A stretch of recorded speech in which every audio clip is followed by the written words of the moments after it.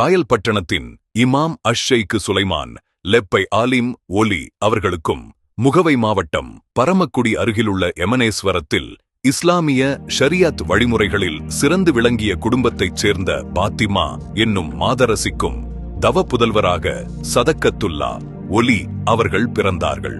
சதக்கத்துல்லா அப்பா அவர்களுடன் பிறந்த சகோதரர்கள் 4. 1. ஷம்சுத்தீன் காயல்பட்டணம், 2. அஹ்மது தஞ்சை மாவட்டம் மஞ்சக்கொல்லை, 3. ஷாம் ஷிஹாபுத்தீன் காயல்பட்டணம், 4. சலாஹூத்தீன் நெல்லை மாவட்டம் களக்காடு ஏர்வாடி ஆகிய ஊர்களில் அடக்கமாகியுள்ளார்கள்.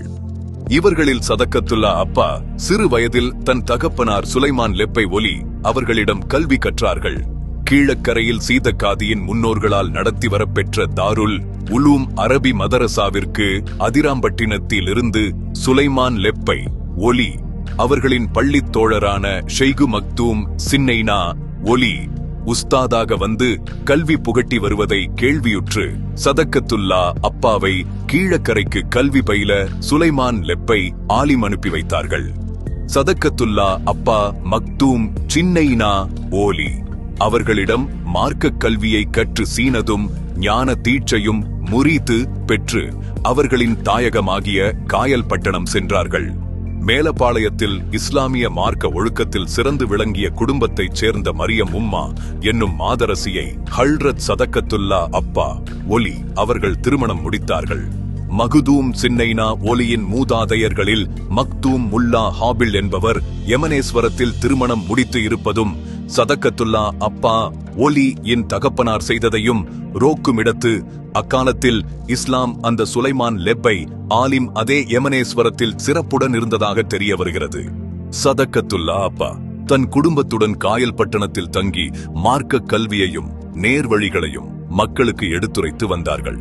அவர்களுக்கு முஹம்மது லெப்பை ஆலிம் ஒலி என்னும் ஓர் ஆண்மகவும், கதீஜா, ஆமீனா, ஜெய்னபு, உம்முஹானி சாரா என்ற 5 பெண் மக்களும் பிறந்தனர். இதில் சாரா உம்மா என்ற கடைசி மகளைத் தவிர மற்ற 4 பெண் மக்களையும் காயல்பட்டணத்தில் திருமணம் செய்து வைத்தார்கள். அக்காலத்தில் காயல்பட்டணத்தில் நெய்னா வம்சத்தில் வாழ்ந்த தலைவராக உள்ளவரை 2 பெருநாட்களிலும் குத்பா தொழுகை முடிந்தபின் விருதுகளுடன் அதிவிமரிசையாக நெய்னாவின் இல்லத்திற்கு மக்கள் அழைத்துச் சென்று விட்டு வருவது வழக்கமாக நடைபெற்று வந்தது. சதக்கத்துல்லா அப்பா அவர்களிடம் கல்வி கற்றவர்களும் அவர்கள் பேரில் நல்லெண்ணம் கொண்டவர்களும் 2 பெருநாட்களிலும் நெய்னாவுக்கு மரியாதை செலுத்தி வந்தது போல் சதக்கத்துல்லா அப்பா அவர்களையும் சகல மரியாதைகளுடன் அவர்கள் இல்லத்திற்கு அழைத்துச் செல்ல முற்பட்டனர். இதையறிந்த நெய்னாவைச் சேர்ந்தவர்கள், இமாம் ஷெய்க் சதக்கத்துல்லா அப்பா எங்கள் நெய்னாவுக்கு சமமாக மற்றவர்களுக்கு எந்த மரியாதையும் செய்யக்கூடாது என தடுத்து சதக்கத்துல்லா அப்பா அவர்களை மரியாதை குறைவான வார்த்தைகளையும் கூறிவிட்டார்கள். இதை அறிந்த சதக்கத்துல்லா அப்பா அவர்கள் மனவேதனை அடைந்து இனிமேல் அவ்வூரில் தமக்கு மரியாதை இருக்காது என்பதை உணர்ந்து தன் மனைவி மரியம் உம்மாவையும் திருமணம் ஆகாது இருந்த தன் கடைசி மகள் சாரா உம்மாவையும் அழைத்துக் கொண்டு கீழக்கரைக்கு வந்துவிட்டார்கள். கீழக்கரையில் தற்போது உஸ்வதுன் ஹஸ்ஸனா முஸ்லிம் சங்கம் அமைந்துள்ள இடமே சதக்கத்துல்லா அப்பா அவர்கள் வசித்த இல்லமாகும். அதற்கு எதிரே அமைந்திருந்த அவர்களின் கல்விக்கூடம் இன்று பெண்கள் 5 நேர தொழுகை நடத்தப்படும் பள்ளிவாசலாகவும் சிறுவர்களுக்கு குர்ஆன் ஓதி கற்பிக்கும் மதரசாவாகவும் பயன்படுத்தப்பட்டு வருகிறது.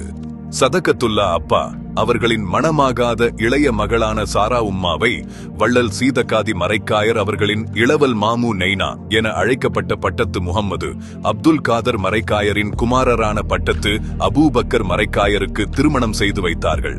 இவ்விருவருக்கும் 3 ஆண் மகன்கள் பிறந்தனர்.